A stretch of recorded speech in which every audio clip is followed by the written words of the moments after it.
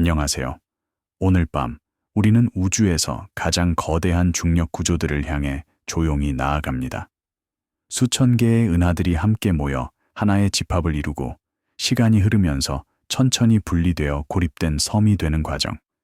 이 모든 것은 암흑 에너지가 우주의 팽창을 가속화시키면서 일어납니다.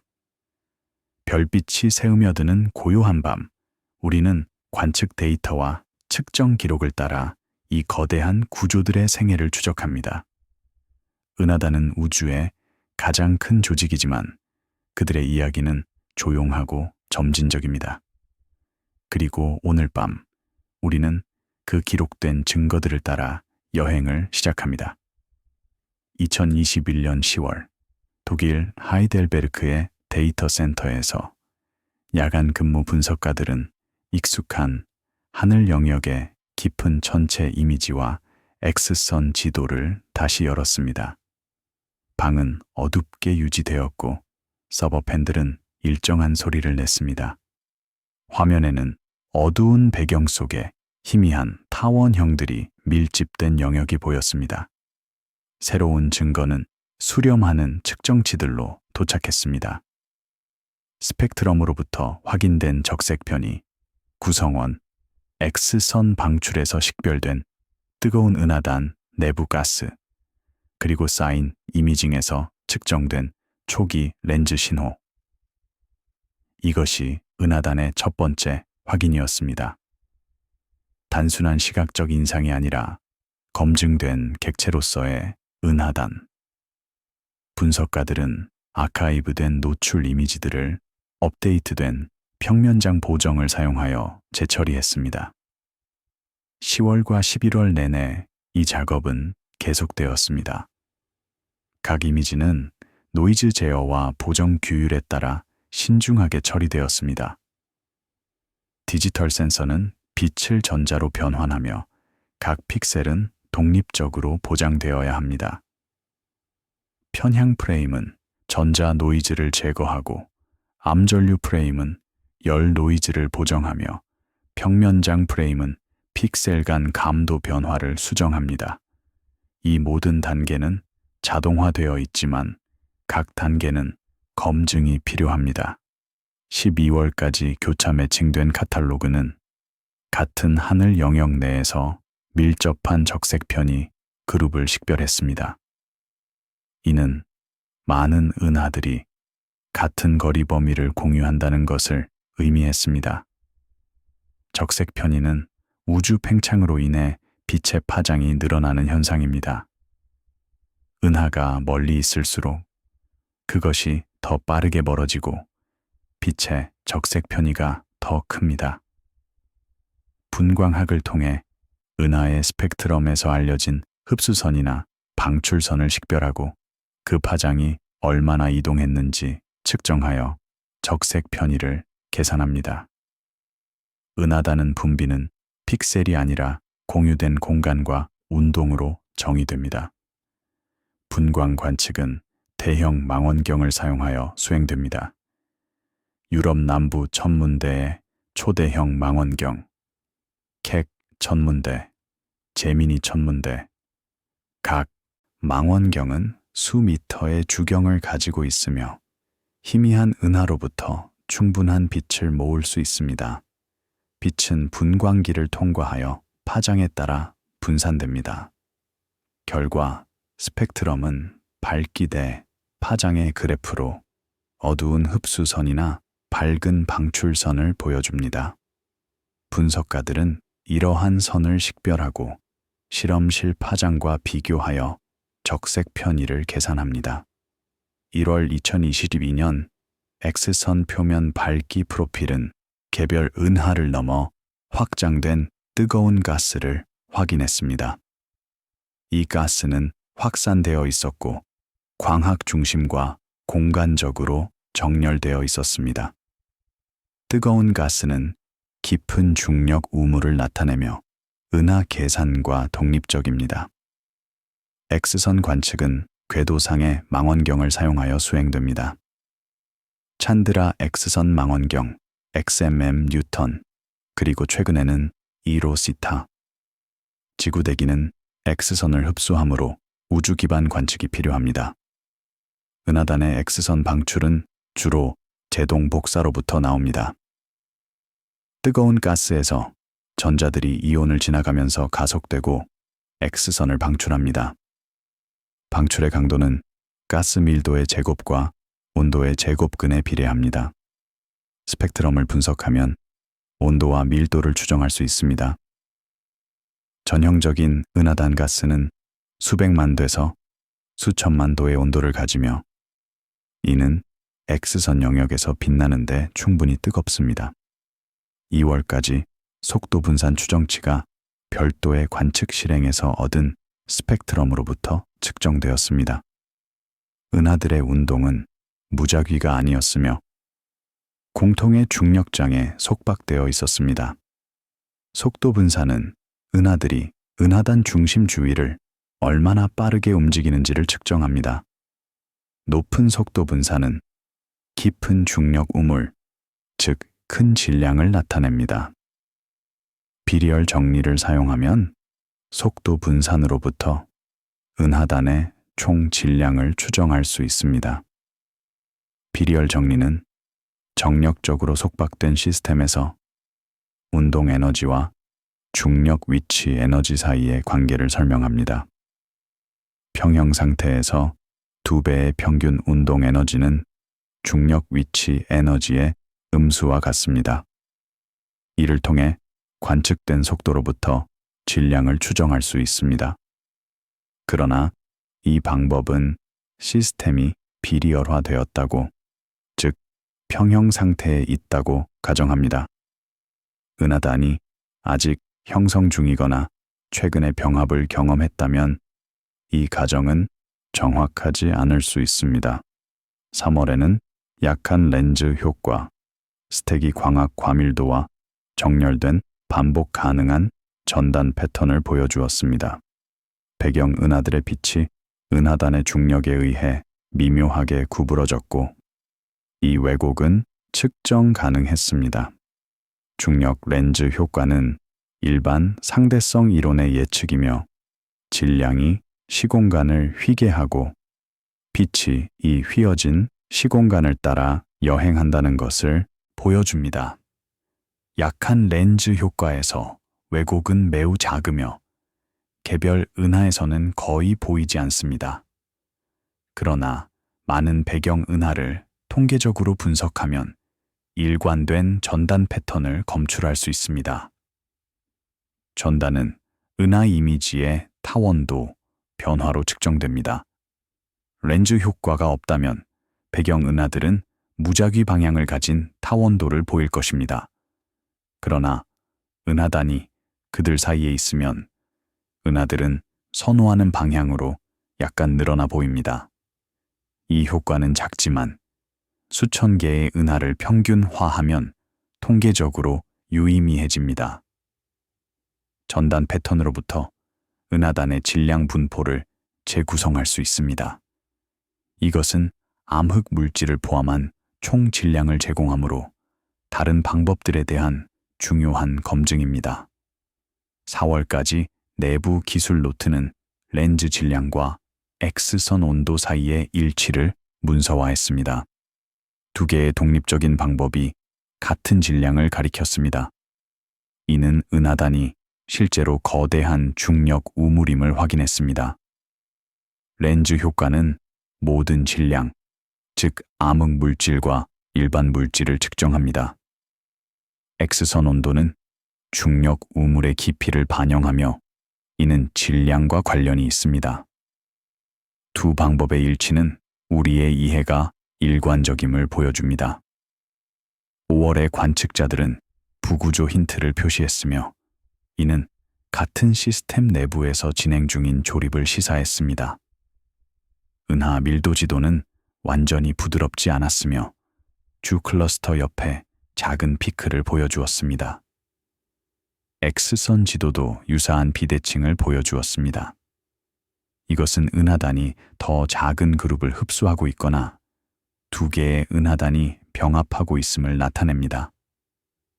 사례 파일은 붐비는 필드에서 속박된 구조로 전환되었으며 독립적인 데이터셋에 의해 지원되었습니다. 하이델베르크 데이터 센터 팀은 설문 아카이브와 파이프라인 도구를 사용하여 첫 번째 절차적 단계를 처리했습니다. 일관된 재처리와 카탈로그 교차 매칭. 그들의 역할은 중요했습니다. 은하단의 가시성은 노이즈 제어, 보정 규율, 그리고 이전 축소에 대한 반복적인 검사에 달려 있었기 때문입니다.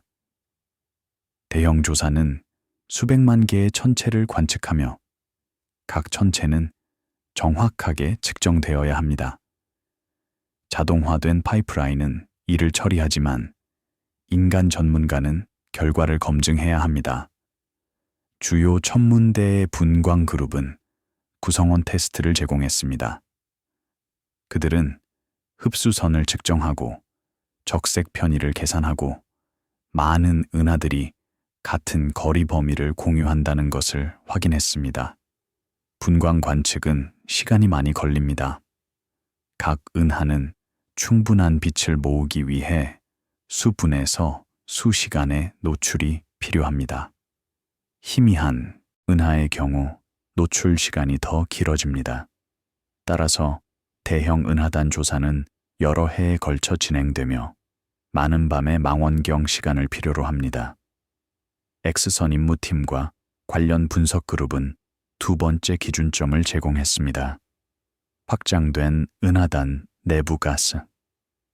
그들은 방출이 확산되어 있고 광학 중심과 공간적으로 정렬되어 있음을 확인했습니다. 그들의 역할은 중요했습니다.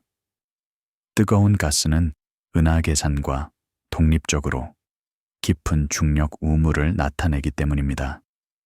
X선 데이터 처리는 복잡합니다. 배경 신호를 제거하고 점원을 식별하고 제외하며 도구 응답을 보정해야 합니다. 각 단계는 신중한 주의가 필요합니다. 각 층, 즉 빛, 열, 그리고 중력 왜곡은 별도의 확인 라인을 추가했습니다. 연구자들에게 이것은 훨씬 더 큰 패턴의 첫 번째 조용한 신호가 되었습니다. 이 과정은 현대 천문학이 감사처럼 행동하는 방식을 보여줍니다. 모든 주장은 보정, 교차 확인, 그리고 독립적인 기기에 연결되어 있습니다. 은하단은 한 번 보이는 것이 아닙니다. 그것은 약점에서 의견이 다르고 결론에서 일치하는 방법들에 의해 반복적으로 확인됩니다. 기록은 대형 시스템이 층층이 쌓인 검증으로 과하게 들어가는 방식을 보여줍니다. 카메라는 서버 렉, 아카이브된 로그, 그리고 천천히 렌더링된 지도에 오래 머뭅니다. 구조는 드라마를 통해서가 아니라 수렴을 통해 더 명확해집니다. 많은 관찰자들에게 이 발견은 지속되는 모든 시스템 뒤에 있는 조용한 정밀함을 강조했습니다. 은하단은 즉시 나타나지 않습니다. 그것은 신중한 측정, 반복된 관측, 그리고 여러 파장에 걸친 일치를 통해 나타납니다. 이것이 현대 우주론의 본질입니다. 극적인 발견이 아니라 점진적인 명확성. 각 데이터셋은 퍼즐의 한 조각이며 함께 모여 거대한 구조의 존재를 확인합니다. 은하단의 확인은 끝이 아니라 시작입니다. 일단 은하단이 실제임이 확인되면 더 깊은 질문이 나타납니다. 이 은하단은 어떻게 형성되었는가? 그것의 물질은 어디에서 왔는가? 그것은 어떻게 성장하고 진화하는가? 구성원과 질량이 확인되면서 분석가들은 은하단의 물질이 어디에서 왔는지 추적하기 시작했습니다. 그들은 필라멘트와 더 작은 그룹들을 따라갔습니다. 이것들은 은하단의 형성을 공급하는 공급망입니다. 이야기는 단일 사건으로서의 탄생에서 느린 축적으로서의 탄생으로 이동합니다. 시간이 흐르고 물질이 도착하며 구조가 성장합니다. 모든 것이 측정 가능하고 추적 가능하며 검증 가능합니다. 2022년 5월 칠레 천문대의 조용한 사무실에서 광시야 조사 지도가 시뮬레이션 출력 옆에 열렸습니다. 먼지가 화면 빛의 얇은 광선 속에서 떠다녔고 밖의 하늘은 맑게 유지되었습니다. 새로운 증거는 기하학적 형태로 나타났습니다. 확인된 은하단에서 멀어지는 희미한 은하 정렬, 적색 편이, 기울기와 과밀도 통계에 의해 지원됩니다. 분석가들은 이러한 특징을 대규모 구조 카탈로그와 비교하여 필라멘트를 따라 가능한 낙하 경로를 식별했습니다. 우주의 대규모 구조는 필라멘트, 벽, 그리고 공백의 우주 외부로 설명됩니다. 은하들은 균일하게 분포되어 있지 않습니다. 그것들은 필라멘트를 따라 모이며 필라멘트는 은하단이 있는 노드에서 교차합니다. 그 사이에는 은하가 거의 없는 거대한 공백이 있습니다. 이 구조는 초기 우주의 작은 밀도, 변동으로부터 중력에 의해 성장했습니다.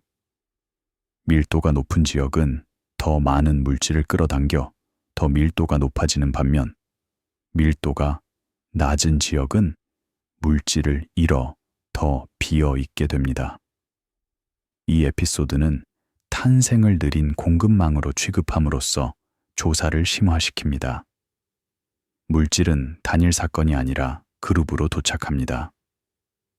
5월과 7월 사이에 조사팀은 은하단 주변의 은하 밀도를 도 밖으로 매핑했습니다. 지도는 점진적으로 확장되었고 각 영역은 신중하게 교정되었습니다. 넓은 영역 조사는 수천 제곱도의 하늘을 커버하며 수억 개의 은하를 포함합니다. 이러한 조사는 전용 망원경과 카메라를 사용하여 수년 동안 수행됩니다. 8월까지 분광 샘플링은 근처 그룹들이 호환 가능한 거리 범위를 공유한다는 것을 확인했습니다. 그들은 단지 선상에 있는 것이 아니라 실제로 가까이 있었습니다. 선상 효과는 우주론에서 일반적인 문제입니다. 하늘의 두 천체가 가까워 보일 수 있지만 실제로는 매우 다른 거리에 있을 수 있습니다. 분광학만이 이를 구별할 수 있습니다. 9월에 필라멘트 후보는 적색 편이 슬라이스와 공간 상관 함수를 사용하여 추적되었습니다. 필라멘트는 직접 이미지로 거의 나타나지 않습니다. 그것들은 개별 은하가 너무 희미하고 널리 분포되어 있기 때문입니다. 대신 필라멘트는 통계적 방법을 통해 감지됩니다. 연구자들은 은하 밀도를 3차원으로 매핑하고 평균보다 높은 밀도의 영역을 찾습니다. 적색 편이 슬라이스는 특정 거리 범위에 은하만 포함하는 우주의 얇은 조각입니다. 공간 상관 함수는 은하들이 서로 가까이 있을 가능성을 측정하며 필라멘트 구조를 드러냅니다. 10월까지 시뮬레이션 비교는 일치하는 질량 후광에서 유사한 필라멘트 공급 성장을 식별했습니다. 시뮬레이션은 데이터를 대체하지 않습니다. 그것들은 느린 조립 과정이 불완전하게 측정될 때 어떻게 보여야 하는지 명확히 합니다. 우주론적 시뮬레이션은 초기 우주의 조건에서 시작하여 시간에 따른 구조의 진화를 계산합니다. 그것들은 중력, 가스 역학, 별 형성, 그리고 피드백 과정을 포함합니다. 가장 큰 시뮬레이션은 수십억 개의 입자를 추적하며 각 입자는 암흑 물질이나 가스의 덩어리를 나타냅니다. 이러한 시뮬레이션은 슈퍼컴퓨터에서 수주에서 수개월 동안 실행되며 페타바이트의 데이터를 생성합니다. 결과는 우주의 진화에 대한 상세한 그림을 제공하며 관측과 비교될 수 있습니다. 시뮬레이션과 관측 사이의 일치는 우리의 우주론적 모델이 정확함을 확인합니다. 11월에 북클러스터 신호가 주 코어 근처의 두 번째 밀도, 피크로 문서화되었습니다. 이는 최근 낙하 활동과 일치했습니다. 북클러스터는 은하단으로 낙하하는 은하의 그룹입니다. 그것은 아직 주 은하단과 병합되지 않았으며 별도의 밀도 피크로 감지될 수 있습니다. 시간이 지나면서 북클러스터는 속도를 늦추고 방향을 바꾸며 결국 주 은하단과 병합할 것입니다. 이 과정은 수억 년이 걸릴 수 있습니다. 1월 2023년까지 X선 온도 지도는 의심되는 유입축을 따라 최근 낙하 활동과 일치하는 약간의 비대칭을 보여주었습니다. 온도 지도는 X선 스펙트럼의 상세한 분석을 통해 생성됩니다. 서로 다른 온도의 가스는 서로 다른 스펙트럼 형태를 생성합니다. 각 픽셀 또는 영역의 스펙트럼을 맞추면 국부 온도를 추정할 수 있습니다. 온도 비대칭은 가스가 균일하지 않으며 일부 지역이 최근에 가열되었음을 나타냅니다. 이것은 물질이 은하단으로 떨어질 때 발생하는 충격파와 일치합니다. 3월에 업데이트된 렌즈 재구성은 의심되는 유입축을 따라 늘어난 질량 윤곽을 드러났습니다. 질량 분포는 구형이 아니었으면 물질이 선호하는 방향에서 도착하고 있음을 나타냈습니다. 렌즈 재구성은 전단 측정을 질량 지도로 변환합니다. 이것은 복잡한 수학적 문제이며 여러 방법이 개발되었습니다. 결과는 암흑 물질을 포함한 총 질량의 2차원 지도입니다. 질량 윤곽의 모양은 은하단의 역학 상태에 대한 정보를 제공합니다. 은하단의 탄생은 진행 중인 패턴으로 해결되었습니다. 낙하, 가열, 그리고 점진적인 정착. 이것은 단일 순간이 아니라 계속되는 과정입니다. 조사 협력은 광시야 기반을 제공했습니다. 일관된 측광, 대형 카탈로그, 그리고 신중한 집계 후에만 필라멘트를 드러내는 통계 도구. 그들의 역할은 중요했습니다. 필라멘트는 직접 이미지로 거의 나타나지 않기 때문입니다. 그것들은 통제된 선택을 통해 반복되는 패턴으로 나타납니다. 대형 조사는 현대 천문학의 중추입니다. 슬론 디지털 스카이 서베이, 다크 에너지 서베이, 하이퍼 슈프림 캠 서베이.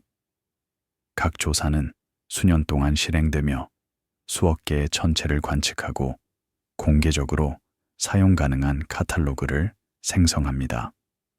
이러한 카탈로그는 은하단 발견, 우주론적 매개 변수 제약, 그리고 은하 진화 연구를 포함한 다양한 과학에 사용됩니다. 분광팀은 형태에서 거리로 증거를 확장했습니다. 주변 필드에서 적색 편의를 샘플링함으로써 그들은 겉보기 정렬이 단지 시선 일치가 아님을 확인했습니다. 분광 추적 관측은 조사 이미지를 보완합니다. 조사는 많은 천체를 얕게 관측하는 반면 분광학은 적은 수의 천체를 깊게 관측합니다. 두 접근 방법이 함께 완전한 그림을 제공합니다. 계산 우주론 그룹은 보정 거울로 들어왔습니다. 그들은 알려진 우주론적 매개 변수에 의해 제약된 시뮬레이션을 실행한 다음 관측된 기하학을 모델링된 성장 역사와 비교했습니다. 그들의 역할은 중요했습니다. 시뮬레이션은 데이터를 대체하지 않습니다. 그것들은 느린 조립 과정이 불완전하게 측정될 때 어떻게 보여야 하는지 명확히 합니다. 이 부분은 규모에 걸친 물류로서의 형성에 초점을 맞춥니다. 기록은 은하단이 코어에서 시작되지 않는다는 것을 보여줍니다. 그것들은 필라멘트를 따라 움직이는 분산된 물질로 시작하며 온도, 질량 윤곽, 그리고 북우주에 측정 가능한 서명을 남기는 간헐적인 배달로 도착합니다. 분위기는 인내심을 유지합니다. 촬영은 넓은 지도, 얇은 윤곽선, 그리고 스펙트럼 스타에게 오래 머뭅니다. 탄생은 축적에 대한 조용한 용어가 됩니다. 분석가들에게 기록은 구조가 단일 순간이 아니라 반복 가능한 흐름을 통해 성장하는 방식을 보여주었습니다. 필라멘트를 따라 물질이 도착하는 과정은 단순하지 않습니다. 그것은 중력, 압력, 그리고 각운동량의 복잡한 상호작용입니다. 은하들은 그룹으로 이동하며 각 그룹은 자체 역학을 가지고 있습니다. 그들이 은하단에 접근하면 조성력이 그들을 교란하기 시작합니다. 일부 은하는 그룹에서 벗어나 은하단으로 직접 떨어지고 다른 은하는 함께 유지되어 부클러스터를 형성합니다. 이 모든 것은 시뮬레이션과 관측 모두에서 볼 수 있습니다. 낙하 과정은 또한 은하단 내부 가스를 가열합니다. 물질이 은하단의 중력 우물로 떨어지면 운동 에너지를 얻습니다. 이 에너지는 충격파를 통해 가스로 전달되며 가스를 수백만 도에서 수천만 도까지 가열합니다. 충격파는 가스가 초음속으로 움직일 때 형성됩니다. 초음속 흐름이 더 느린 가스를 만나면 갑작스러운 압축이 발생하며 온도와 밀도가 점프합니다. X선 관측은 이러한 가열의 증거를 보여줍니다. 온도 지도는 균일하지 않으며 최근 낙하 영역에서 더 뜨거운 영역을 보여줍니다. 이것은 은하단이 아직 완전히 이완되지 않았음을 나타냅니다. 그것은 여전히 형성되고 있습니다. 완전히 이완된 은하단은 등온성 온도 프로필을 가질 것이며 온도가 반지름에 따라 부드럽게 감소합니다. 관측된 비대칭과 온도 변화는 최근 활동의 흔적입니다. 북우주의 존재는 이것을 더욱 확인합니다. 완전히 이완된 은하단은 매끄럽고 대칭적인 밀도 프로필을 가질 것입니다. 그러나 관측된 은하단은 종종 덩어리와 비대칭을 보여줍니다. 이것들은 최근 병합과 낙하의 흔적입니다. 시간이 지나면서 이러한 특징들은 부드러워지지만 수억 년이 걸립니다. 우리가 관측하는 많은 은하단은 여전히 이 과정을 겪고 있습니다. 그것들은 정적 구조가 아니라 역동적 시스템입니다. 은하단 형성의 타임라인은 우주의 역사와 밀접하게 연결되어 있습니다. 초기 우주에서 밀도 변동은 잡았습니다. 빅뱅 후 약 38만 년에 방출된 우주 마이크로파 배경 복사는 약 10만 분의 1의 온도 변화를 보여줍니다. 이러한 작은 변동은 오늘날 우리가 보는 대규모 구조의 씨앗이었습니다. 중력은 밀도가 높은 지역을 증폭시켜 점점 더 밀도가 높아지게 만들었습니다. 첫 번째 구조는 작은 규모에서 형성되었습니다. 작은 암흑 물질 후광이 먼저 붕괴했고 가스를 끌어당겼으며 첫 번째 별과 은하를 형성했습니다. 시간이 지나면서 이러한 작은 구조는 병합하여 더 큰 것을 형성했습니다. 이것을 계층적 구조 형성이라고 합니다. 은하단은 이 계층의 최상위에 있으며 가장 최근에 형성되고 여전히 성장하고 있습니다. 은하단이 언제 형성되기 시작했는지는 우주론적 매개 변수에 달려 있습니다. 표준 람다 CDM 모델에서 최초의 대형 은하단은 빅뱅 후 약 30억 년에서 40억 년에 형성되기 시작했습니다. 이것은 우주가 현재 나이의 약 4분의 1이었을 때입니다. 그 이전에는 우주가 너무 어리고 팽창이 너무 빨라서 거대한 구조가 붕괴할 수 없었습니다. 그 이후로 은하단은 계속 성장하고 있으며 필라멘트를 따라 물질을 모으고 있습니다. 낙하 경로가 추적되면서 주인은 은하단이 그 내용물에 무엇을 하는지로 안쪽으로 이동했습니다. 다음 단계는 은하단이 시간이 지나면서 가스, 운동, 그리고 별 형성을 어떻게 조절하는지 따라갑니다. 이것은 환경처리라고 불리며 은하단 물리학의 중심입니다. 은하단은 단순히 은하의 집합이 아닙니다. 그것은 그 구성원을 변화시키는 작동 환경입니다. 2023년 9월 업데이트된 엑선 카탈로그 릴리스가 유럽 연구소 사무실에서 광학 은하단 구성원 목록과 병렬로 검토되었습니다. 비가 창문을 두드렸고 유일한 일정한 움직임은 플롯의 스크롤이었습니다. 새로운 증거는 내부 상태를 강조했습니다. 온도 기울기, 표면 밝기, 가장자리, 그리고 코어에서 장기 피드백과 일치하는 공동. 동시에 은하 색깔과 가스 추적자는 은하단 인구 전반에 걸쳐 환경 소멸을 나타냈습니다. 이 에피소드는 은하단 내부의 생명을 조절로 재정의함으로써 조사를 심화시킵니다. 압력, 박리, 병합, 그리고 뜨거운 매질을 통한 반복된 궤도. 9월과 11월 사이에 온도와 밀도 프로필이 재분석된 X선 스펙트럼에서 측정되었습니다. 각 측정은 배경 빼기와 도구 응답을 신중하게 검증했습니다. X선 관측은 배경 신호에 매우 민감합니다. 지구 대기로부터의 형광, X선, 은하 배경, 그리고 우주 X선 배경이 모두 기여합니다. 이러한 배경을 정확하게 모델링하고 제거하는 것은 중요합니다. 그렇지 않으면 은하단 가스의 특성을 잘못 추정할 수 있습니다. 분석가들은 은하단과 멀리 떨어진 하늘의 영역을 관측하고 그 스펙트럼을 배경 추정치로 사용합니다. 그런 다음 이 배경을 은하단 관측에서 빼서 순수한 은하단 신호를 얻습니다. 12월까지 분석가들은 약한 충격이나 냉각 전선과 일치하는 표면 밝기, 가장자리를 식별했습니다. 이것들은 가스가 움직이고 있으며 다른 속도로 움직이는 영역이 만나고 있음을 나타냅니다.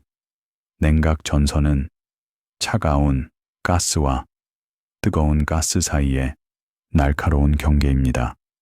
그것들은 은하단 병합 중에 형성될 수 있으며 한 은하단의 차가운 코어가 다른 은하단의 뜨거운 가스를 통과할 때 발생합니다.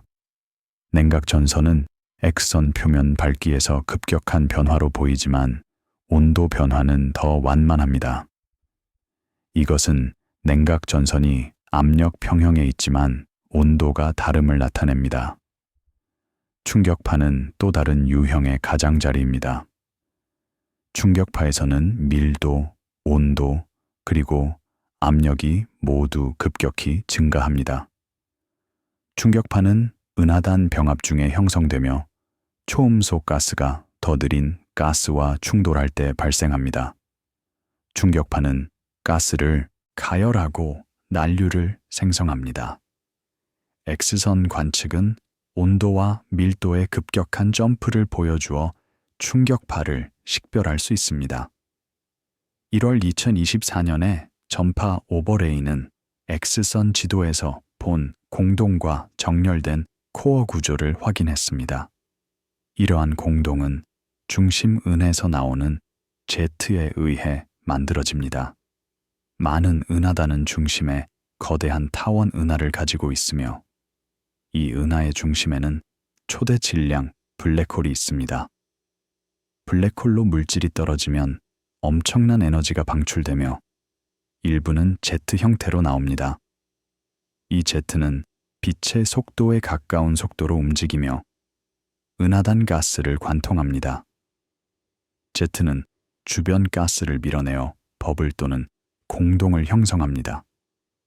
이 공동은 X선 이미지에서 어두운 영역으로 보입니다. 가스가 제거되었기 때문입니다. 전파 관측은 공동 내부의 상대론적 플라즈마를 보여주며 Z의 존재를 확인합니다. 이 과정은 은하단에 가스를 가열하고 냉각을 방지합니다. 냉각이 방지되면 새로운 별 형성도 억제됩니다. 이것은 피드백 루프이며 은하단을 장기간에 걸쳐 조절합니다. 피드백 과정은 은하단 물리학에서 중요합니다. 피드백 없이는 은하단 코어에 가스가 생각되고 응축되어 매우 높은 속도로 별을 형성할 것입니다. 관측은 이것이 일어나지 않는다는 것을 보여줍니다. 은하단 중심 은하는 일반적으로 별 형성이 낮거나 전혀 없습니다. Z 피드백은 냉각을 방지하는 메커니즘을 제공합니다. Z는 에너지를 가스에 입력하여 온도를 높게 유지하고 냉각을 방지합니다. 2월까지 구성원 은하는 색 인구로 분리되어 지배적인 적색 시퀀스를 보여주었습니다. 적색 은하는 별 형성이 거의 또는 전혀 없는 오래된 은하입니다. 그것들은 주로 적색과 황색, 별로 구성되어 있으며 이는 오래된 항성 인구의 특징입니다. 청색 은하는 활발한 별 형성을 가지고 있으며 젊고 뜨거운 청색 별을 포함합니다. 은하단에서 은하의 대부분은 적색입니다. 이것을 적색 시퀀스라고 하며 색밝기 다이어그램에서 잘 정의된 관계를 형성합니다. 적색 시퀀스의 존재는 은하단 은하들이 오래전에 별 형성을 멈췄음을 나타냅니다. 이것을 소멸이라고 하며 은하단 환경의 특징입니다. 필드 은하, 즉 은하단 밖의 은하는 더 다양한 색깔을 가지며 많은 것들이 여전히 별을 형성하고 있습니다. 은하단 환경은 별 형성을 억제하는 것을 합니다. 3월의 가스 함량 프록시는 가장 밀도가 높은 지역 근처의 은하에서 감소된 차가운 가스를 나타냈습니다. 은하들은 별을 형성하는 데 필요한 원료를 잃고 있었습니다. 별 형성은 차가운, 밀도가 높은 분자 가스를 필요로 합니다. 가스가 제거되거나 가열되면 별 형성이 멈춥니다. 은하단에서 여러 메커니즘이 가스를 제거합니다. 램 압력 방리는 가장 중요한 것 중 하나입니다. 은하가 뜨거운 은하단 가스를 통과할 때 램 압력이 은하로부터 가스를 제거합니다.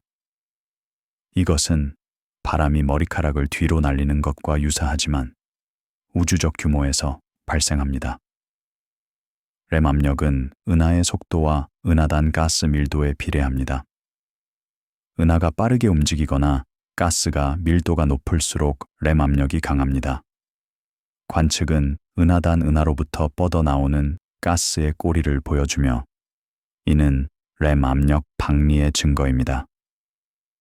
가스가 제거되면 별 형성이 빠르게 멈추며 몇 천 년 안에 은하는 적색이 됩니다. 조석 상호작용은 은하를 교란하고 가스를 벗겨낼 수 있습니다. 은하가 은하단을 통과할 때 은하단의 조석력이 은하를 당깁니다. 은하의 한쪽은 다른 쪽보다 더 강하게 당겨지며 이는 은하를 늘립니다. 이것은 가스를 제거하고 별 형성을 유발할 수 있습니다. 그러나 은하가 은하단 코어로 더 깊이 이동하면 가스가 완전히 제거되고 별 형성이 멈춥니다. 교란은 은하 간에 반복된 가까운 만남으로 인한 누적 효과입니다. 각 만남은 은하를 약간 교란하고 가스를 제거하며 별 형성을 자극합니다. 많은 만남 후 은하는 가스를 상당히 잃고 별 형성이 감소합니다. 교란은 은하단의 밀도가 높은 중심부에서 가장 효과적이며 은하들이 자주 서로 지나갑니다. 모두 함께 이러한 과정은 은하를 변화시킵니다. 4월까지 운동학적 부구조 테스트는 시스템이 역학적 이완에 접근하고 있음을 시사했습니다. 은하들의 속도 분포는 등방성에 가까워지고 있었습니다. 이는 시스템이 안정적인 상태에 도달하고 있음을 의미합니다. 역학적 이완은 은하들이 은하단의 중력, 우물 전체에 걸쳐 그들의 에너지를 분배한 상태입니다. 이완된 시스템에서 속도는 방향에 의존하지 않으며 밀도 프로필은 미끄럽습니다. 이완은 두 몸 이완이라고 불리는 과정을 통해 발생합니다. 은하들이 서로 지나갈 때 그들의 중력 상호작용은 에너지와 각운동량을 교환합니다. 많은 상호작용 후 에너지는 재분배되고 시스템은 평형에 도달합니다. 이완 시간은 은하단 질량과 크기에 달려 있습니다. 전형적인 은하단의 경우 이완 시간은 수십억 년입니다. 따라서 우주의 나이에 걸쳐 많은 은하단이 이완되었지만 일부는 여전히 진화하고 있습니다.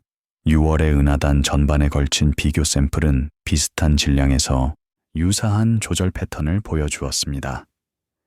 이것은 보편적인 과정이었으며 특정 은하단에만 국한되지 않았습니다. 서로 다른 은하단의 비교는 환경 처리의 보편성을 보여줍니다. 질량, 적색 편의, 그리고 역학 상태가 유사한 은하단은 유사한 은하 인구와 가스 특성을 가집니다. 이는 같은 물리적 과정이 모든 곳에서 작동하고 있음을 나타냅니다. 은하단은 안정적인 환경으로 성숙했으며 반복된 증거를 남기는 느린 과정으로 정의되었습니다. 엑스선 임무 과학팀과 그들의 아카이브 그룹은 대기 관점을 제공했습니다. 그들은 카탈로그를 생성하고 배경 빼기를 검증하고 많은 시스템에 걸쳐 온도 매핑을 가능하게 했습니다. 그들의 역할은 중요했습니다. 은하단 내부 가스는 중력 깊이와 내부 에너지 교환의 가장 직접적인 추적자이기 때문입니다. 엑스선 아카이브는 현대 천문학의 보물입니다. 수십 년 동안의 관측이 축적되어 수천 개의 은하단에 대한 데이터를 제공합니다.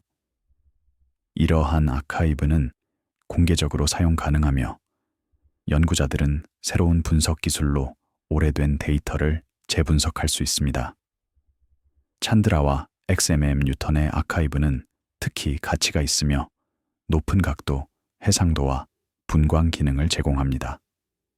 전파 천문대 팀은 피드백층을 기여했습니다. 제트와 확산 방출을 매핑함으로써 그들은 은하단 코어에서 공동과 가열 주기의 해석을 지원했습니다. 그들의 기여는 중요했습니다.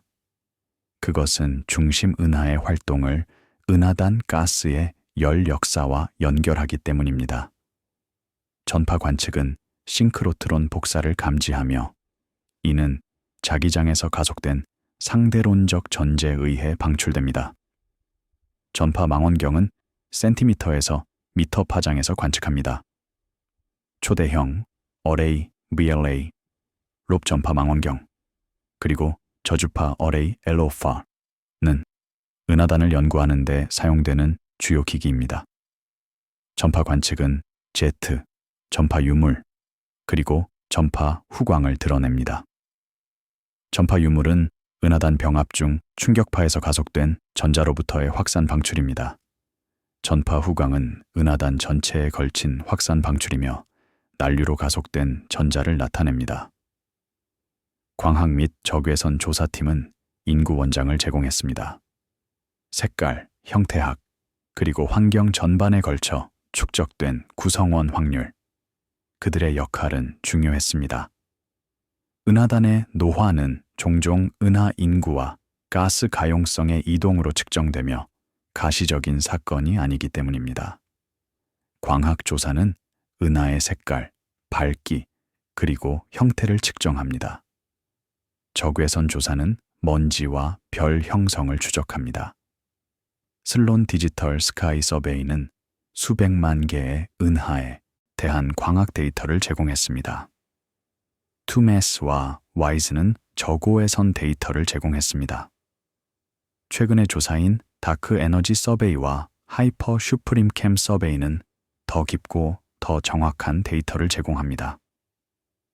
이러한 조사를 결합하면 은하의 특성에 대한 포괄적인 그림을 얻을 수 있습니다. 이 부분은 입력과 손실의 균형으로서의 성숙을 검토합니다. 은하단은 단순한 질량 농축이 아닙니다. 그것은 압력, 온도, 그리고 수십억 년에 걸쳐 은하를 조용히 재형성하는 반복된 통과가 있는 작동 환경입니다. 기록은 집의 원칙을 보여줍니다. 대형 시스템에서 제어는 종종 통계적입니다. 많은 작은 효과, 즉 박리, 괴롭힘, 느린 병합이 안정적인 인구 이동으로 합산됩니다. 많은 관찰자들에게 이 발견은 조절이 시각적으로 시끄럽지 않고도 측정될 수 있음을 강조했습니다. 은하단 내부의 변화는 극적이지 않습니다. 그것은 점진적이고 누적적입니다. 각 은하는 많은 작은 상호작용을 경험하며 시간이 지나면서 그것을 변화시킵니다. 결과는 전체적으로만 볼 수 있습니다. 인구로서 은하단 은하들은 다릅니다. 그것들은 더 적색이고 더 매끄럽고 덜 활동적입니다. 이것이 환경의 힘입니다.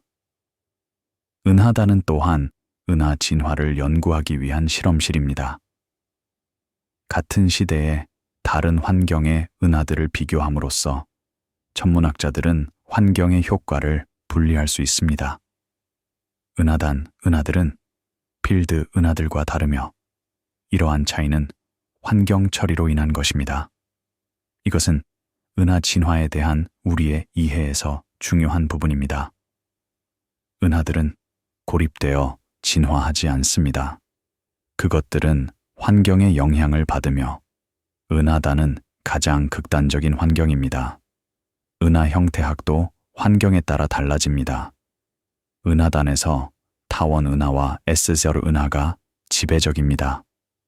이것들은 별 형성이 거의 없고 회전이 적은 매끄러운 은하입니다. 나선 은하는 은하단에서 덜 일반적이며 특히 중심부에서 그렇습니다.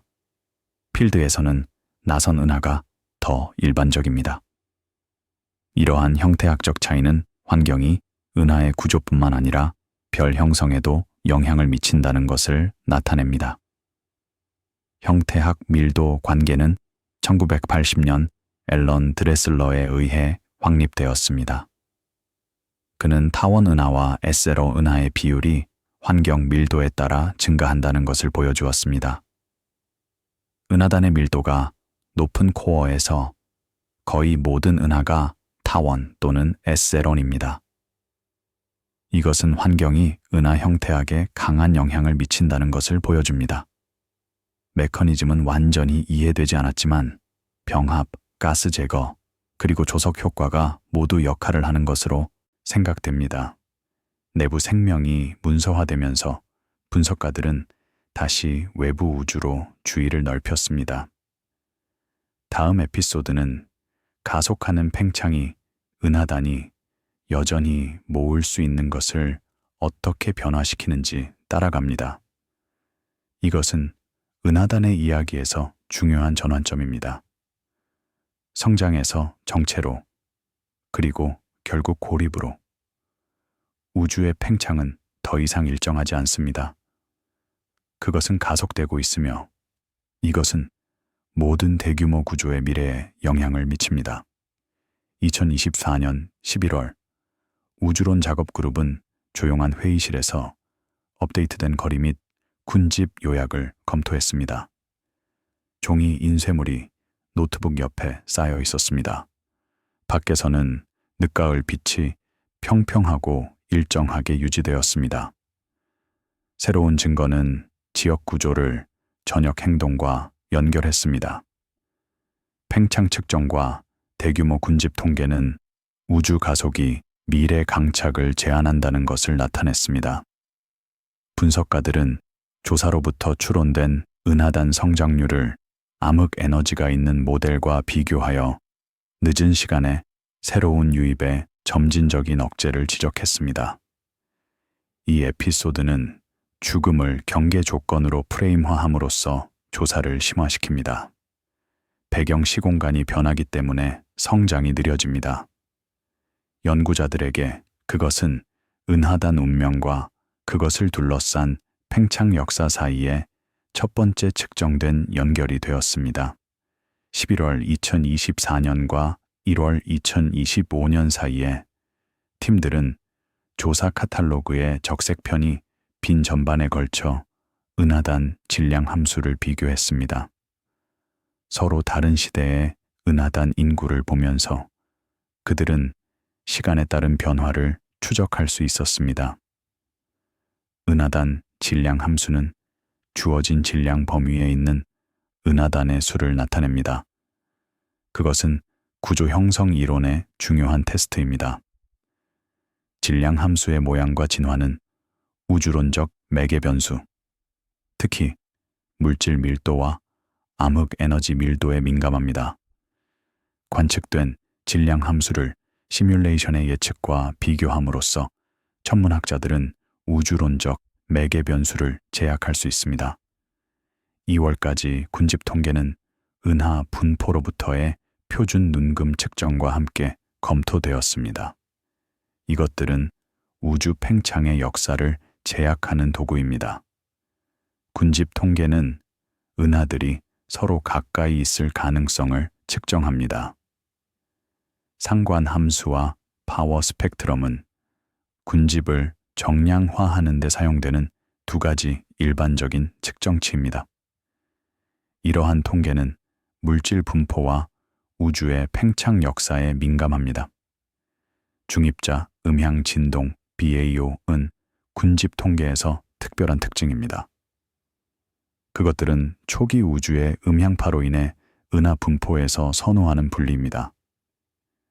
BAO 규모는 정확하게 예측할 수 있으며 우주 팽창을 측정하기 위한 표준 눈금으로 사용될 수 있습니다.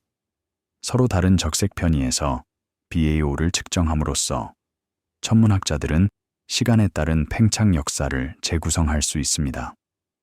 3월에 거리지표 요약이 독립적인 파이프라인 및 보정 세트에 대해 교차 확인되었습니다. 일치는 중요했습니다. 여러 방법이 같은 팽창 역사를 가리켰습니다. 거리 사다리는 근거리에서 원거리까지 거리를 측정하기 위한 일련의 방법입니다. 그것은 세페이드 변광성, II형 초신성, 그리고 표면 밝기, 변동과 같은 여러 단계를 포함합니다. 각 단계는 이전 단계에 보정되어 거리 척도를 더 먼 곳으로 확장합니다. 허블 상수는 우주의 현재 팽창률이며 거리 사다리의 핵심 산물입니다. 허블 상수를 측정하는 것은 현대 우주론의 주요 목표 중 하나입니다. 서로 다른 방법은 약간 다른 값을 제공하며 이를 허블 긴장이라고 합니다. 이 불일치는 새로운 물리학을 나타낼 수 있거나 단순히 체계적 오류일 수 있습니다. 독립적인 측정을 교차 확인하는 것은 이를 해결하는 데 중요합니다. 4월까지 성장률 매개 변수가 업데이트되어 가속과 일치하는 늦은 시간 구조 성장을 보여주었습니다. 성장률은 구조가 시간에 따라 얼마나 빠르게 성장하는지를 측정합니다. 그것은 밀도 변동의 진폭이 증가하는 속도입니다. 성장률은 물질 밀도와 암흑 에너지 밀도에 의존합니다. 암흑 에너지가 지배적이 되면 성장률이 감소합니다. 관측된 성장률을 측정하면 우주론적 모델을 테스트할 수 있습니다. 적색 공간 왜곡은 성장률을 측정하는 한 가지 방법입니다. 은하들의 특이 속도, 즉 허블 흐름과 관련된 속도는 적색 편이 측정을 왜곡합니다. 이 왜곡은 은하 밀도가 높은 지역에서 더 큽니다. 왜곡의 양을 측정함으로써 천문학자들은 성장률을 추정할 수 있습니다. 이것은 우주론적 매개 변수에 대한 독립적인 제약을 제공합니다.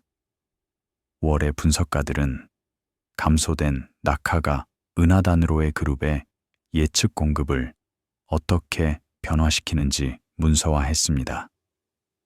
팽창이 가속됨에 따라 필라멘트를 따라 물질을 끌어당기는 것이 더 어려워집니다.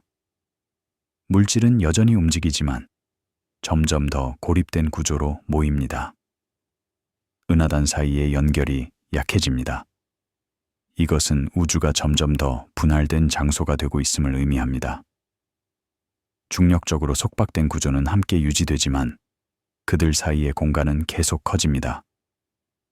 초구조라고 불리는 가장 큰 구조조차도 결국 영향을 받을 것입니다.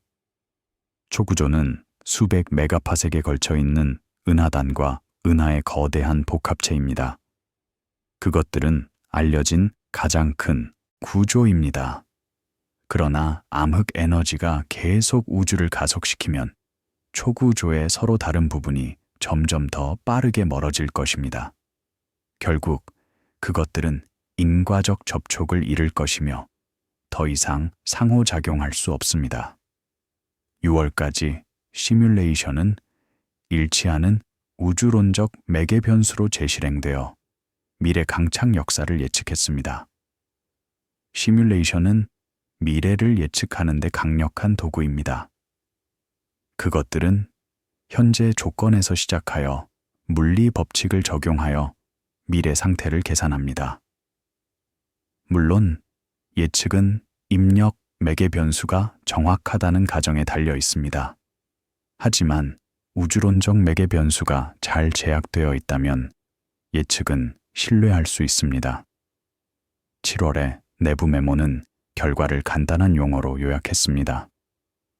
은하단은 지속되지만 웹은 얇아집니다. 이것은 은하단의 미래를 간결하게 포착합니다. 은하단 자체는 정력적으로 속박되어 있으며 내부 팽창에 저항합니다. 그것들은 계속 존재하고 진화하며 구성원 은하를 처리할 것입니다. 그러나 은하단을 우주의 웹에 연결하는 필라멘트는 얇아질 것입니다. 새로운 물질의 공급이 감소하고 은하단은 점점 더 고립될 것입니다. 죽음 개념은 붕괴에서 고립으로 이동했으며 측정된 팽창 행동에 의해 지원되었습니다. 대규모 조사 컨소시엄은 통계적 뼈대를 제공했습니다. 은하 분포, 군집 측정, 그리고 팽창 및 성장률 추론을 지원하는 교차 검증된 카탈로그. 그들의 역할은 중요했습니다. 우주 가속은 단일 관측이 아닙니다. 그것은 많은 신중한 측정에 걸친 합의입니다. 거리 사다리 및 시간 영역 천문학팀은 표준화된 거리 지표와 보정 관행을 통해 들어왔습니다. 그들은 독립적인 방법에 걸쳐 팽창 역사를 비교하는데 필요한 절차적 규율을 기여했습니다. 그들의 역할은 중요했습니다. 가속은 체계적 오류가 제어될 때만 의미가 있기 때문입니다. 시간 영역 천문학은 시간에 따라 변하는 천체를 연구합니다. 초신성, 변광성, 그리고 잠복 천체가 모두 포함됩니다. 초신성은 우주 거리를 측정하는데 특히 유용합니다. 이하형 초신성은 표준화 가능한 촛불이며 그들의 최대 광도는 그들의 광도, 곡선 모양과 관련이 있습니다. 이것을 보정하면 그들을 표준 촛불로 사용할 수 있으며 거리를 측정할 수 있습니다. 먼 초신성을 관측함으로써 천문학자들은 과거의 우주 팽창을 측정하고 시간에 따른 변화를 추적할 수 있습니다. 시뮬레이션 및 이론 그룹은 번역층으로 사용되었습니다. 그들은 측정된 매개 변수를 가져와 구조 성장과 미래 강착에 대한 예측을 생성했습니다. 그들의 기여는 중요했습니다. 그것은 현재 증거를 스펙터클로 전환하지 않고 제약된 장기 결과로 변환하기 때문입니다. 이 부분은 가장 큰 규모에서의 거버넌스에 초점을 맞춥니다. 시공간 팽창은 지역 성장을 위한 경계 조건이 됩니다. 기록은 은하단이 내부적으로 속박된 상태로 유지되지만 주변 물질에 대한 연결성은 가속이 지배적이 됨에 따라 변한다는 것을 보여줍니다. 분위기는 절제되고 기술적으로 유지되며 상관 플롯, 천천히 회전하는 시뮬레이션 볼륨, 그리고 숫자가 한 줄씩 확인되는 조용한 회의실의 시각 자료를 보여줍니다. 분석가들에게 이 발견은 장기 변화가 가시적인 파열이 아니라 꾸준한 제약으로 도착할 수 있음을 강화했습니다. 미래 유입의 억제가 문서화되면서 조사는 먼 결과로 전환되었습니다. 다음 에피소드는 은하단이 어떻게 고립된 섬이 되는지, 그리고 죽음이 계속 팽창하는 우주에서 무엇을 의미하는지 따라갑니다. 암흑에너지는 1990년대 후반에 초신성 관측을 통해 발견되었습니다. 두 독립적인 팀, 초신성 우주론 프로젝트와 고적색편이 초신성 탐색팀이 먼 아이아형 초신성이 예상보다 더 희미하다는 것을 발견했습니다. 이것은 우주가 가속 팽창하고 있음을 나타냈습니다. 이 발견은 놀라웠습니다. 물질과 중력만 있다면 우주의 팽창은 감속되어야 합니다. 가속은 밀어내는 힘, 즉 음의 압력을 가진 에너지 형태를 필요로 합니다. 이것이 암흑에너지입니다. 이 발견으로 솔 펄머터, 브라이언 슈미트, 그리고 아담 리스는 2011년 노벨 물리학상을 받았습니다. 이 발견은 우주론을 변화시켰습니다.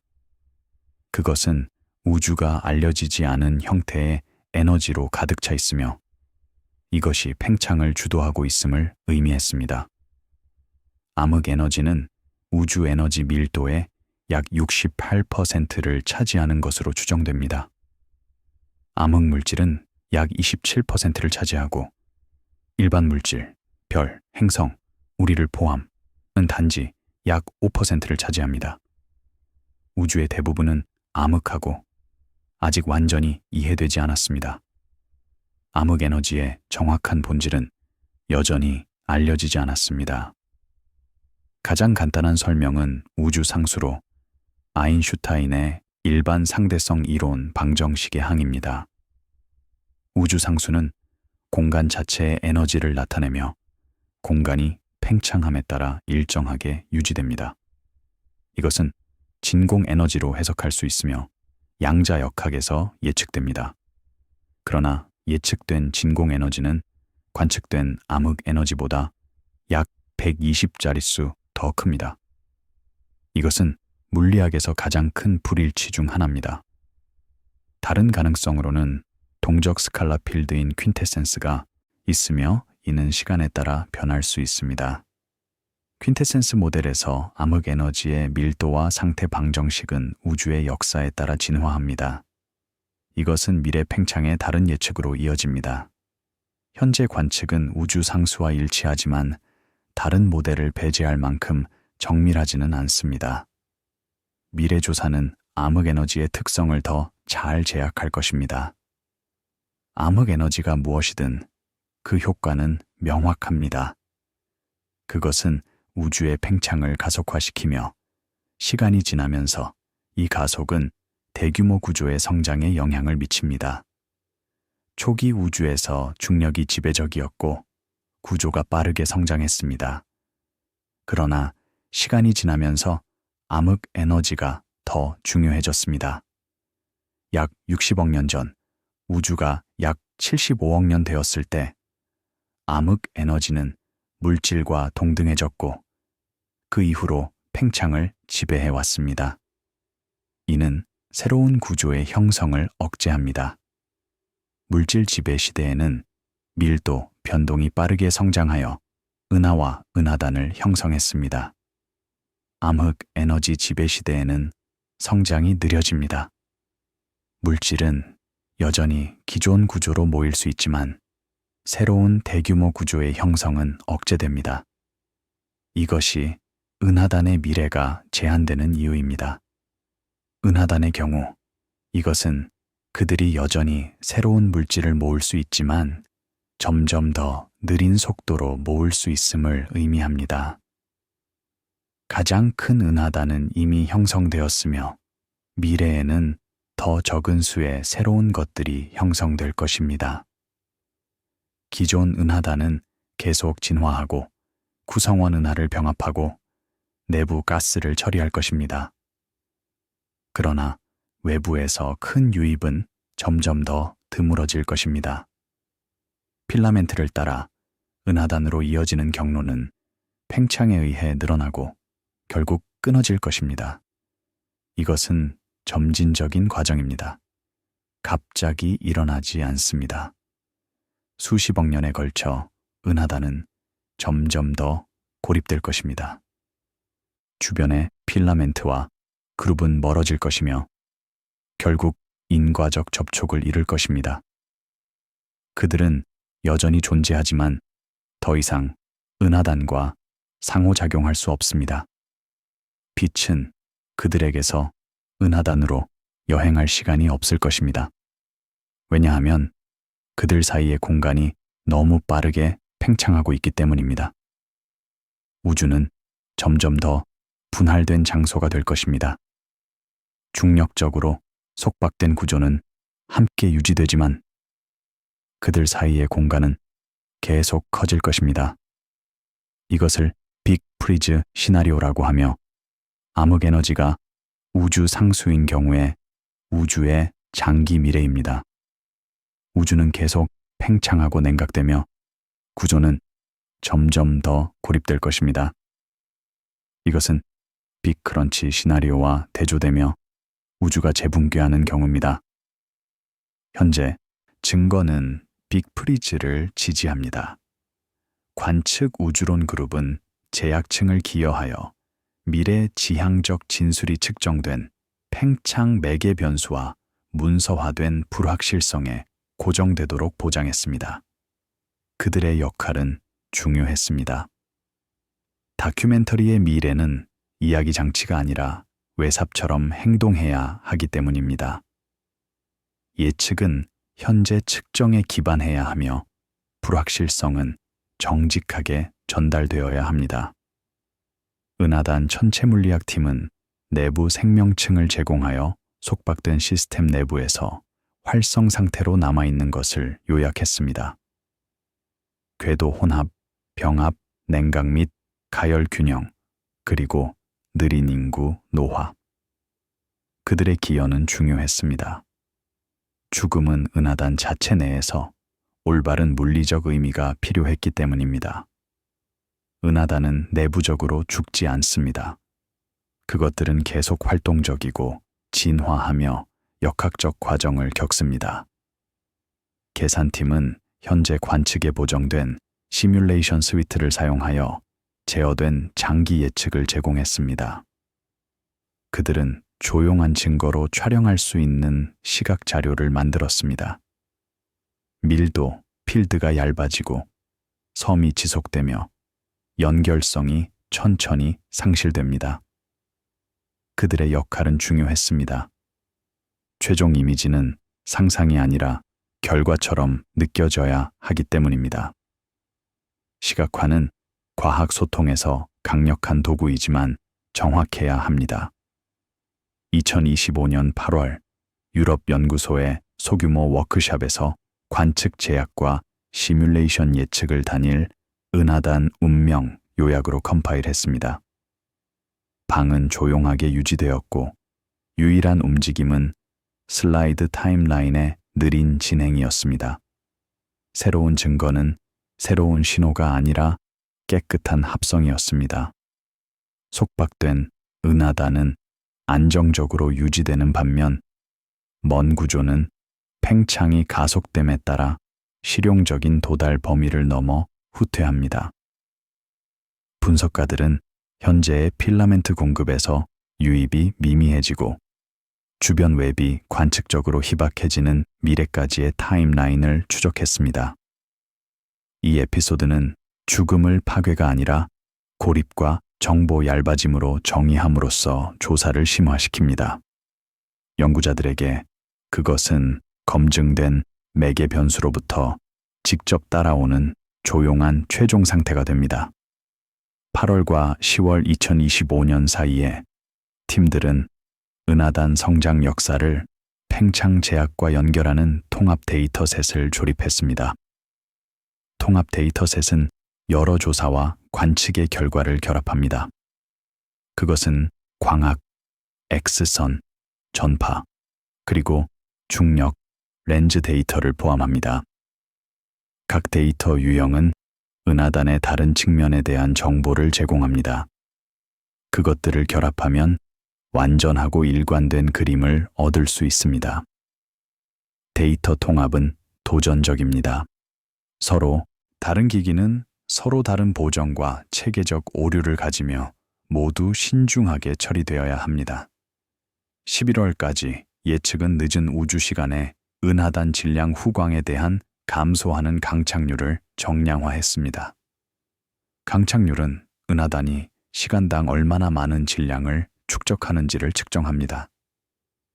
초기 우주에서 강착률은 높았고 은하단은 빠르게 성장했습니다. 늦은 우주에서 강착률은 감소하며 암흑 에너지가 새로운 물질을 모으는 것을 더 어렵게 만듭니다. 미래에는 강착률이 거의 0에 가까워질 것이며 은하단은 본질적으로 고정된 질량에 도달할 것입니다. 12월에 분석가들은 어떤 내부 과정이 계속되는지 문서화했습니다. 병합, 이완, 피드백 주기는 새로운 외부 공급 없이도 계속됩니다. 은하단 내부에서 은하들은 계속 서로 상호작용하고 병합하고 진화합니다. 은하단 가스는 계속 냉각되고 가열되며 중심 은하의 피드백에 의해 조절됩니다. 이러한 과정은 외부 강착과 독립적이며 수십억 년 동안 계속될 것입니다. 은하 병합은 은하단 진화의 중요한 측면입니다. 은하들이 서로 가까이 지나가면 조성력이 그들을 교란할 수 있습니다. 여러 번의 만남 후 은하들은 병합하여 더 큰 은하를 형성할 수 있습니다. 이것은 특히 은하단 중심부에서 일반적이며 밀도가 높고 속도가 낮습니다. 은하 병합은 형태학을 변화시키며 나선 은하를 타원 은하로 변환할 수 있습니다. 중심 은하, 즉 은하단 중심에 있는 밝은 타원 은하는 많은 병합의 산물입니다. 그것들은 다른 타원 은하보다 밝고 더 큽니다. 중심 은하는 또한 독특한 특성을 가지고 있으며 확장된 항성 후광과 여러 핵을 포함합니다. 이러한 특징은 많은 작은 은하를 흡수한 병합 역사를 나타냅니다. 1월 2026년까지 시각화는 장기 시뮬레이션에서 팽창하는 공백으로 분리된 속박된 섬을 보여주었습니다. 시각화는 시뮬레이션 데이터를 이해 가능한 이미지로 변환합니다. 현대 시뮬레이션은 엄청난 양의 데이터를 생성하며 그것을 시각화하는 것은 그 자체로 도전입니다. 고급 렌더링 기술이 사용되어 밀도 필드, 온도 지도, 그리고 속도장을 보여줍니다. 이러한 시각화는 과학 소통과 데이터 탐색 모두에 유용합니다.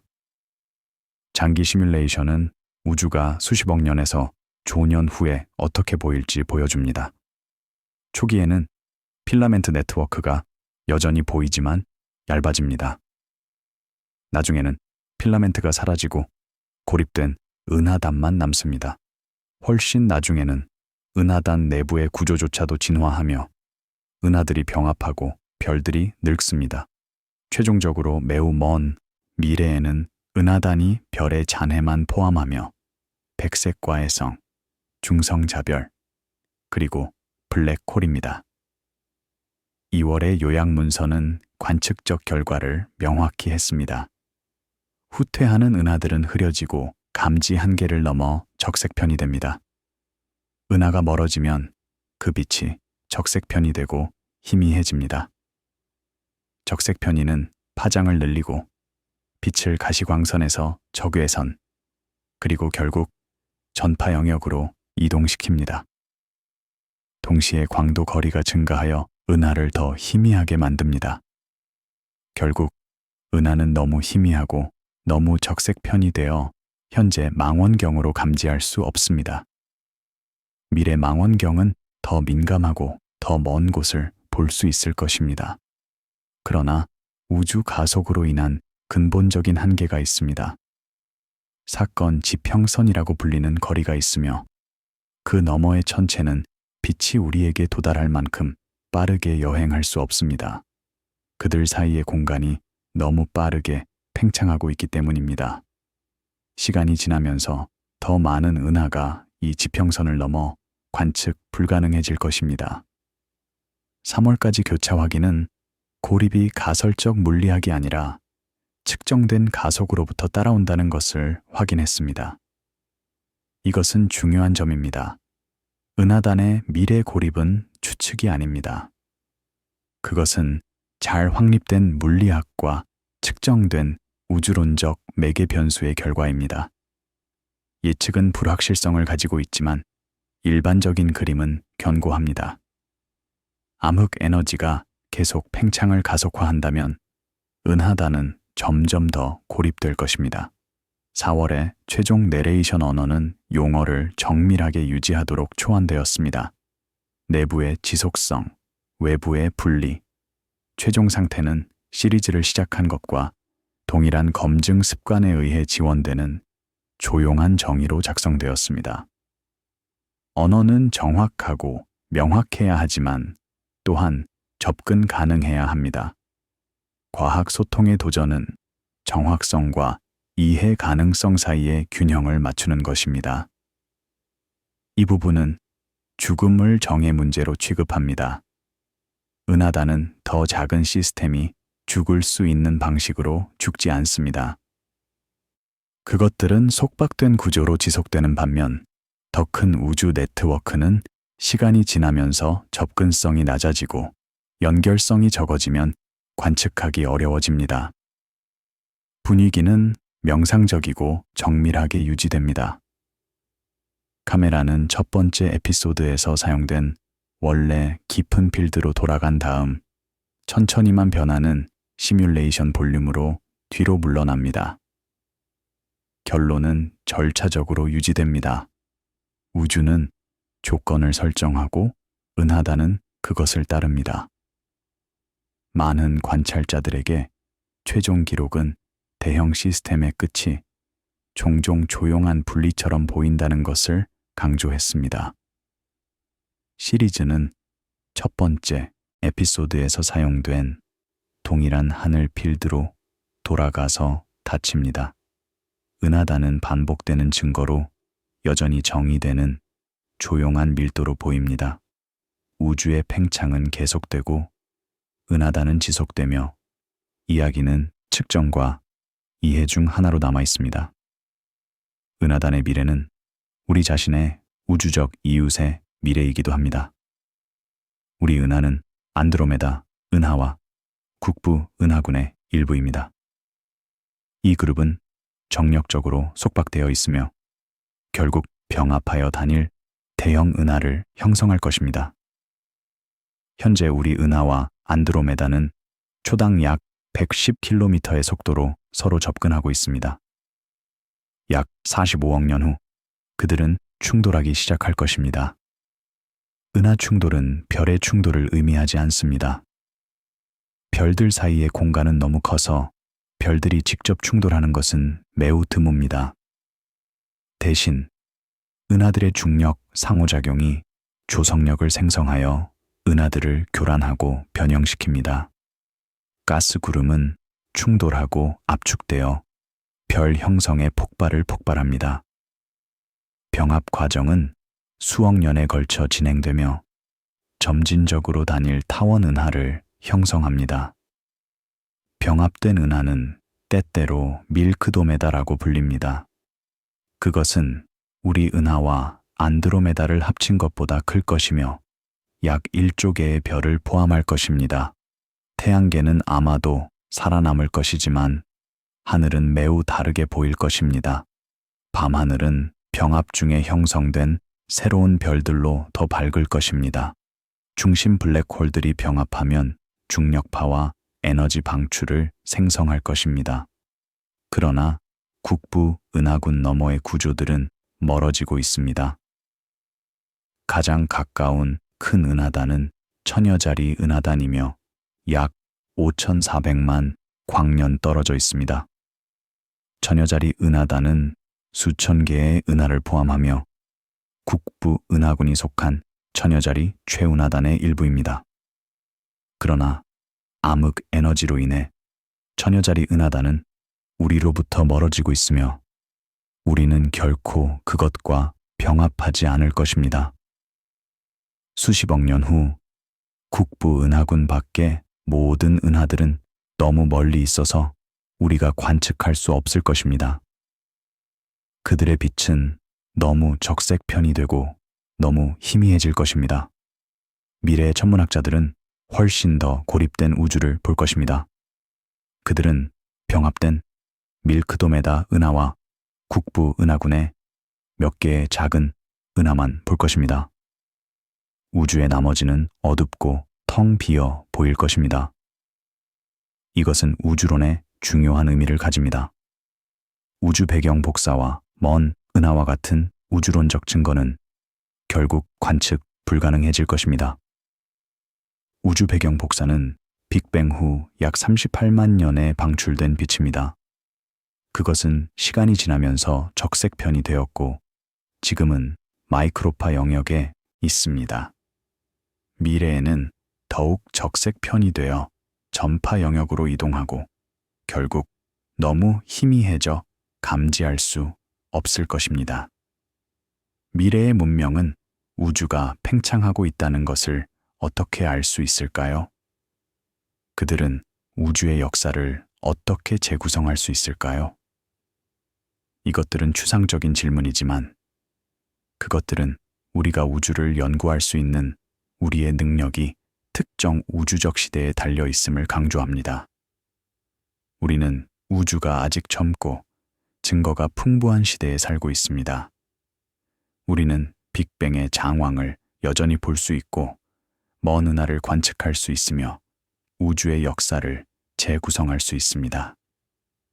은하단의 내부는 계속 진화할 것입니다.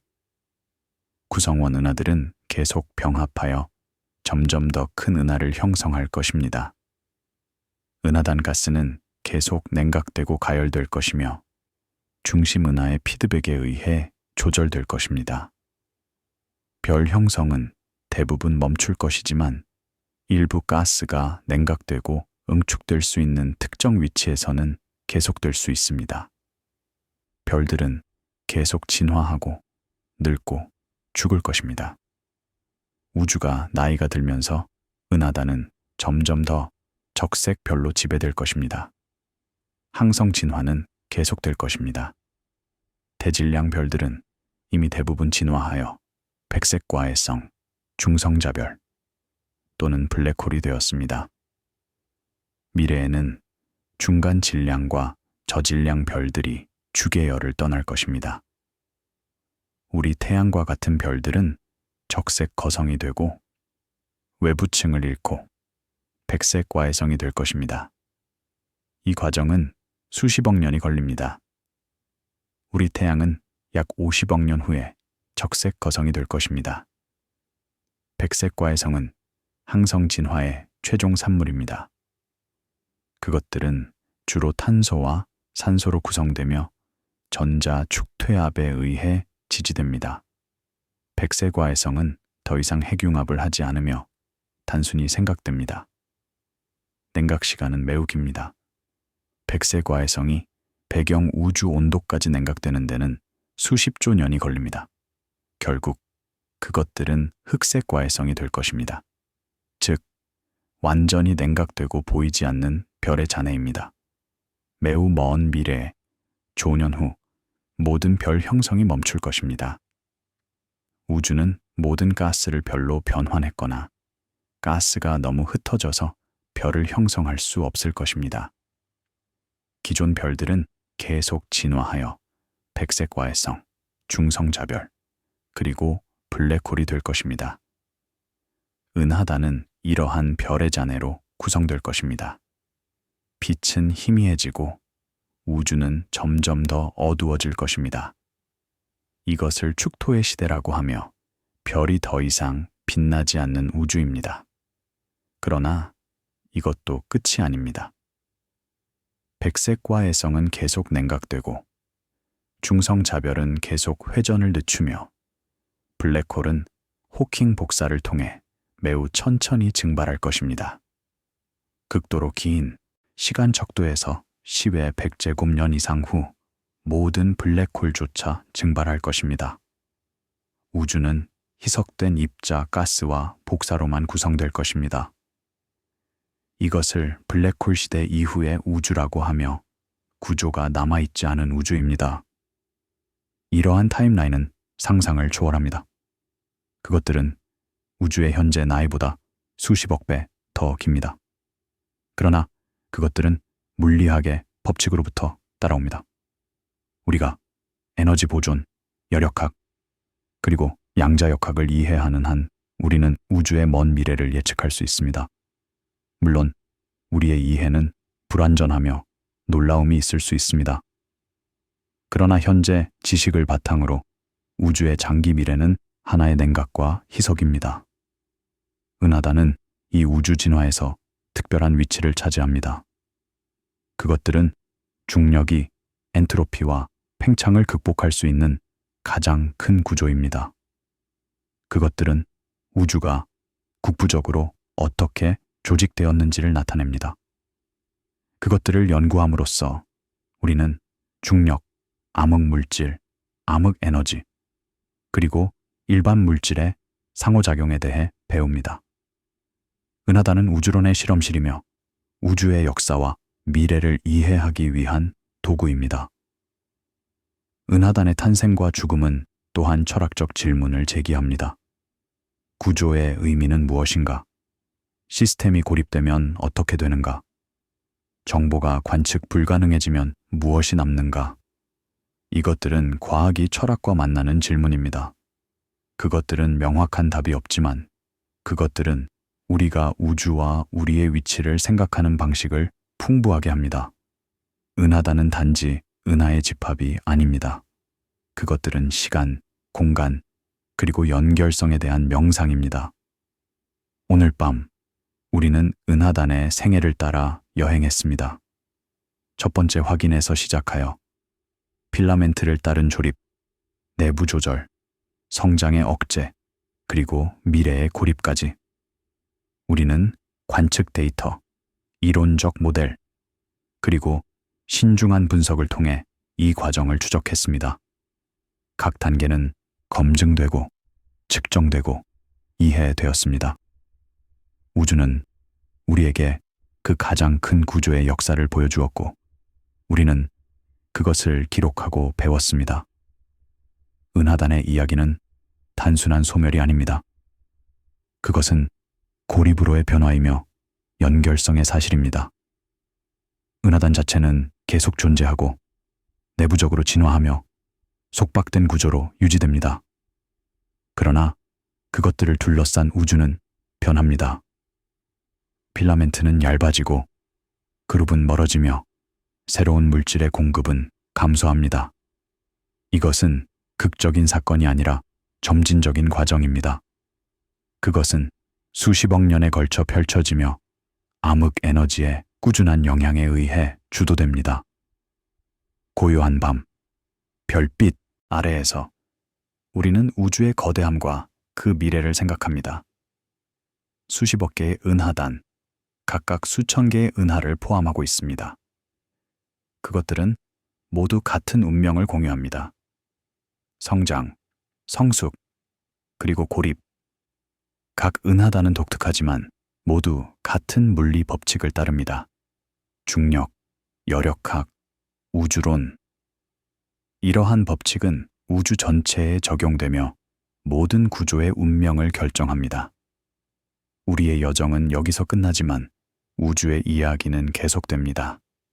새로운 은하단이 형성되고 기존 은하단이 진화하며 우주는 계속 팽창합니다. 암흑 에너지는 계속 가속을 주도하고 구조는 점점 더 고립될 것입니다. 이 모든 것은 조용히, 끊임없이 우주의 법칙에 따라 진행됩니다. 그리고 우리는 계속 관찰하고 배우고 이해하려고 노력합니다. 조용히 눈을 감고 우주의 미래를 생각해 봅니다. 은하단들이 고립된 섬이 되고 그들 사이의 공간이 계속 커집니다. 빛은 희미해지고 연결성은 사라지며 우주는 점점 더 분할된 장소가 됩니다. 이 모든 것은 실제이며 예측 가능하며 측정된 매개 변수로부터 따라옵니다.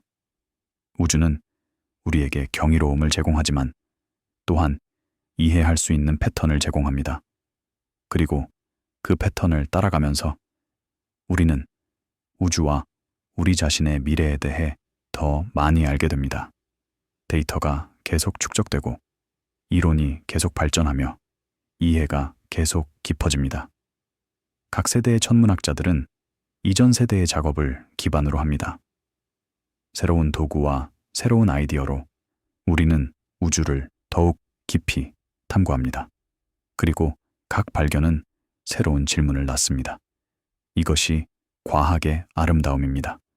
답을 찾는 것만큼이나 새로운 질문을 발견하는 것입니다. 오늘 밤 우리는 은하단이라는 주제를 통해 우주의 가장 큰 구조를 탐구했습니다. 관측 천문학에서 우주론까지, 시뮬레이션에서 이론 물리학까지 이 모든 분야가 함께 모여 은하단이 어떻게 태어나고 진화하고 결국 고립되는지에 대한 일관된 그림을 제공합니다. 그것은 단순한 이야기가 아니라 증거와 측정에 기반한 과학적 이해입니다. 밤이 깊어지고 우주는 계속 팽창합니다.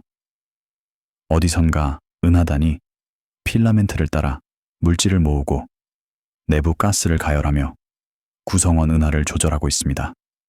이 모든 것은 우주의 조용한 리듬 속에서 진행됩니다.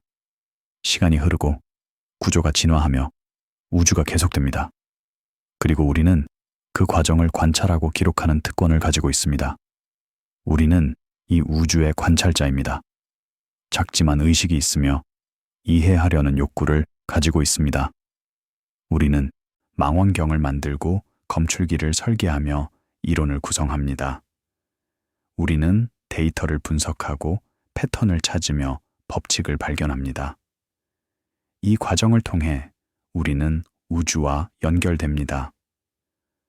우리는 우주의 일부이며 우주를 이해하려는 것은 우리 자신을 이해하려는 것입니다. 그리고 이제 긴 여정 끝에 우리는 휴식을 취합니다. 은하단은 계속 진화하고 우주는 계속 팽창하며 이야기는 계속됩니다. 하지만 지금 이 순간 우리는 우주의 아름다움과 복잡성을 감상하며 평화를 찾습니다. 은하단의 탄생, 그들의 성숙, 그리고 그들의 미래 고립. 이 모든 것은 우주의 거대한 테피스트리의 일부입니다. 그리고 우리는 그것을 이해하는 특권을 가지고 있습니다. 고요 속에서 우주는 그 비밀을 계속 간직합니다.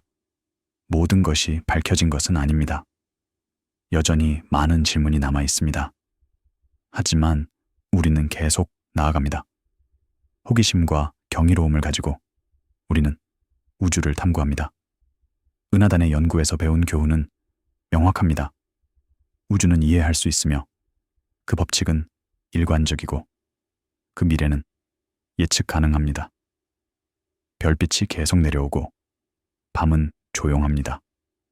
어딘가에서 은하단이 형성되고 진화하며 고립을 향해 나아가고 있습니다.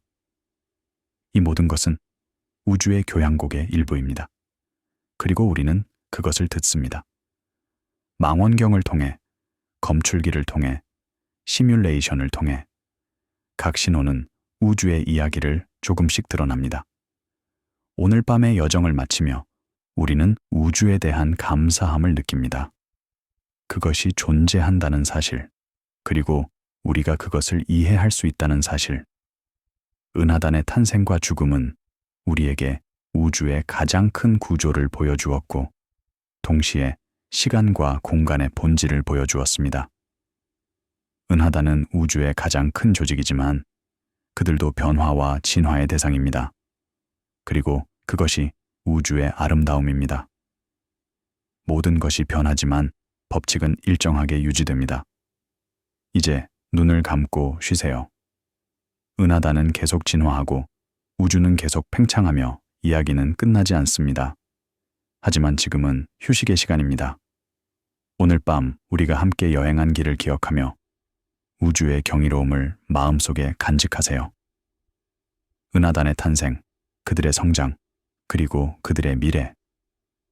이 모든 것은 실제이며 측정 가능하며 우주의 이야기의 일부입니다. 조용한 밤, 별빛 아래에서 우리는 우주와 하나가 됩니다. 우리는 별의 먼지로 만들어졌고 우주의 법칙으로 인도됩니다. 우주를 이해하는 것은 우리 자신을 이해하는 것입니다. 그리고 그 이해는 경외심과 겸손함을 가져옵니다. 우주는 광대하고 오래되었으며 우리보다 훨씬 큽니다. 하지만 우리는 그 일부이며 그것을 이해할 수 있는 능력을 가지고 있습니다. 은하단이 조용히 진화하고 우주가 그 영원한 팽창을 계속하는 동안 우리는 평화 속에서 쉽니다. 오늘 밤의 여정은 끝났지만 우주의 이야기는 계속됩니다.